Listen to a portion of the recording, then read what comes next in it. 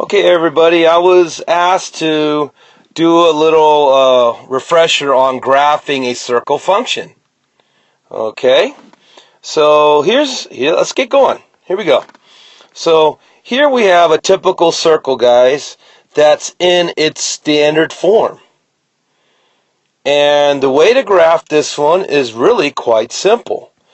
If we look at our first expression right there, we ask ourselves, what x right in there would make it equal to 0?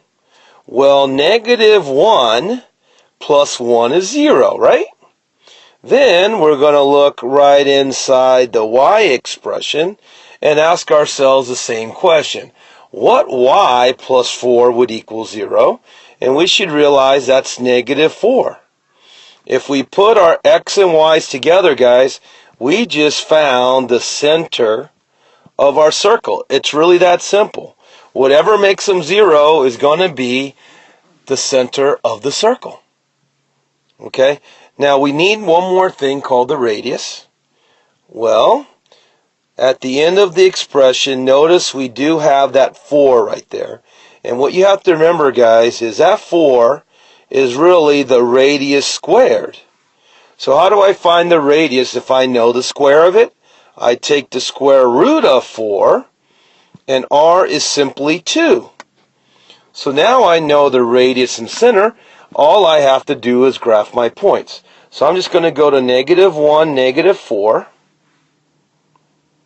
right? And then I know raise 2. Now how I usually like to do it is I'll just count 2 in each of the vertical, horizontal directions. So I'm going to go 2 to the right, 2 up from the center, 2 to the left of center, 2 down from center.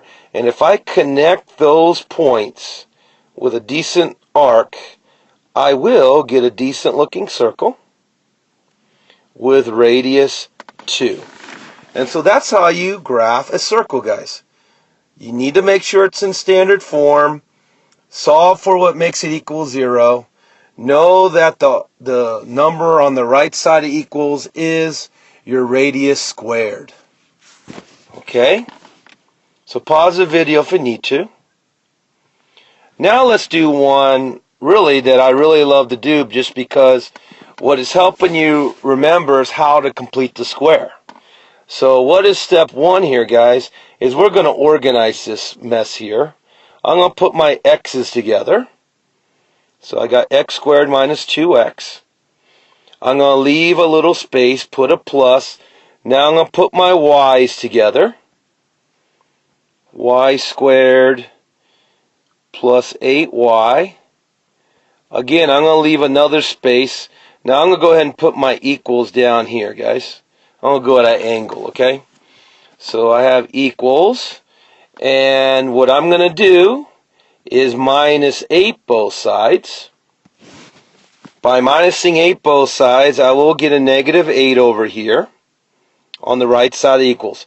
But the key thing, guys, is I organize my x's, I organize my y's, so y squared right there, and I got all the other numbers out of my way to the right side, and now I'm just going to complete the square for the x and the y expressions. So how do we do that? Well, if we look at our x's right here, guys, we're going to ask ourselves, well, see that -2? I'm simply going to divide it in half, right? -2 divided by 2 is -1, and remember, we're going to square that.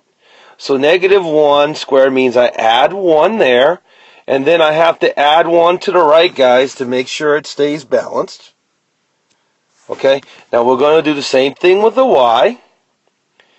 Follow the red here, guys. If I take 8 divided by 2, I get a 4. When I square it, I get a 16.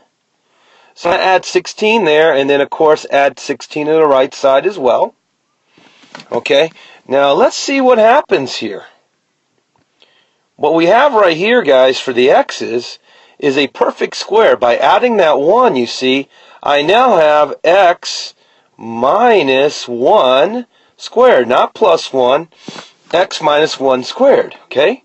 Plus, if I look at my y's with a plus 16 there, I now have y plus 4 squared.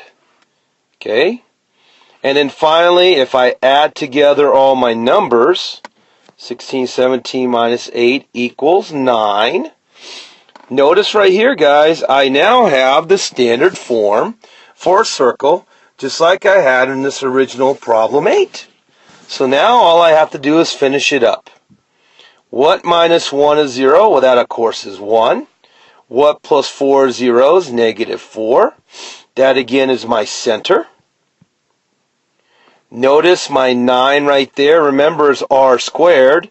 So if I do the square root of 9, make sure you do the square root of 9, I know r is going to be 3. The square root of 9 is 3. And so I'm ready to graph. All I have to do is go 1, negative 4. And then if the radius is 3, guys, I'm just going to count 3 each way. 3 to the right, 3 up, 3, 1, 2, 3 to the left, and then 1, 2, 3 down. And if I connect those points with a nice arc, guys, I get somewhat of a decent looking circle there with radius 3 centered at 1, negative 4. So guys, hopefully you'll watch this video and watch it again in the future. And make sure you know how to graph circles, guys. This is one thing in IM2 we will revisit several different times throughout the school year. Until next time, bye.